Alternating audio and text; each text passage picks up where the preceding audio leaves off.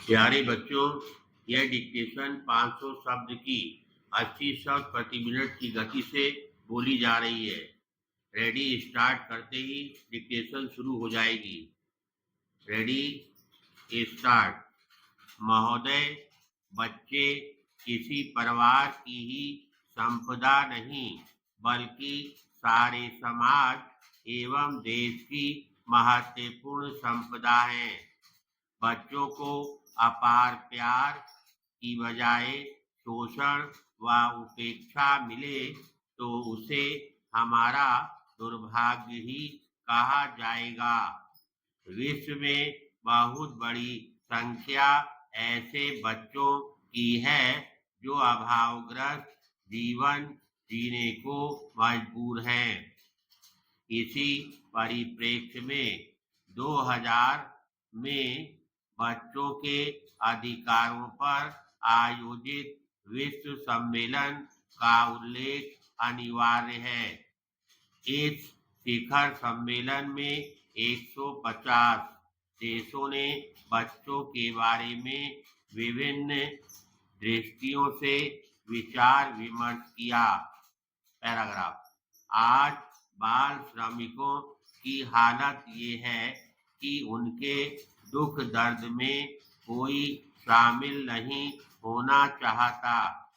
बढ़ती हुई बेरोजगारी और रोजगार के संसाधनों की कमी के कारण बच्चे सुबह सवेरे ही आजीविका के लिए काम धंधे पर निकल पड़ते हैं। कई बार तो यहाँ तक देखा गया है कि उनकी हारी बीमारी में उनकी तरफ से हम मुंह मोड़ लेते हैं। इस अमानवीय प्रवृत्ति में परिवर्तन की अत्यधिक जरूरत है। बाल अधिकार सम्मेलन में स्वीकार किया गया कि संस्कृति, जाति, रंग या अमीरी गरीबी की विभिन्नताओं के बावजूद विश्व भर के बच्चों के कुछ मौलिक अधिकार हैं। इस सम्मेलन में बच्चों के शोषण एवं उपेक्षा को कलंक बताया गया है। बच्चों के मौलिक अधिकार की रक्षा करना प्रत्येक राष्ट्र के लिए अनिवार्य घोषित किया गया। किसी भी देश में बच्चों के शोषण को उस देश के भविष्य के लिए अच्छा शकुन नहीं बताया गया है, क्योंकि शोषित व उपेक्षित बच्चे बड़े होकर क्या बनेंगे, यह सर्वविदित है। बाल अधिकारों की विश्वव्यापी मान्यता के बावजूद इन अधिकारों के प्रति समाज की संवेदना मर गई है। खाने पीने के समय इन बच्चों को मिला है शोषण, उपेक्षा एवं घृणा।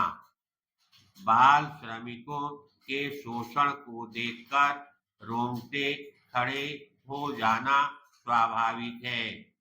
बच्चों की उपेक्षा करने वाले तथा कथित सभ्य व विकसित लोग बच्चों से पशु तुल्य व्यवहार करते हैं।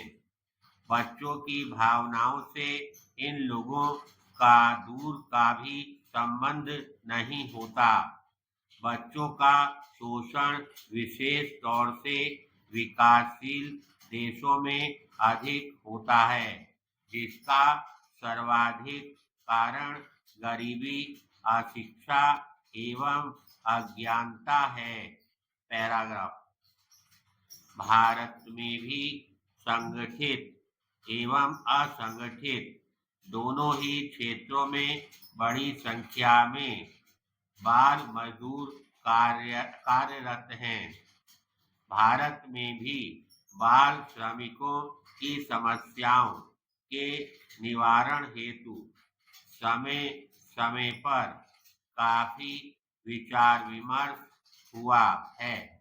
तथा देश के सत्ताधारियों ने इस समस्या के न्यायोचित हल के लिए कदम उठाए हैं, किंतु सरकारी प्रयास इस समस्या के निवारण के लिए ऊंट के मुंह में जीरा सिद्ध होकर रह गए हैं।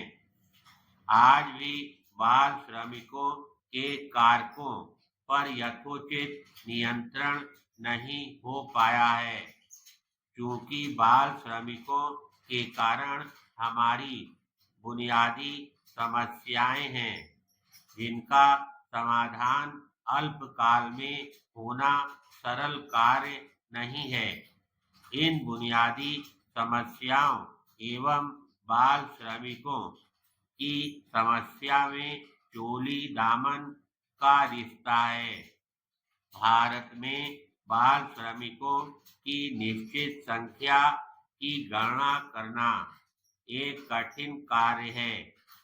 सामान्यतः बाल श्रमिकों की समस्या के कारणों में सर्वाधिक कारण देश में व्याप्त गरीबी, बेरोजगारी, अशिक्षा एवं बढ़ती हुई जनसंख्या है। धन्यवाद।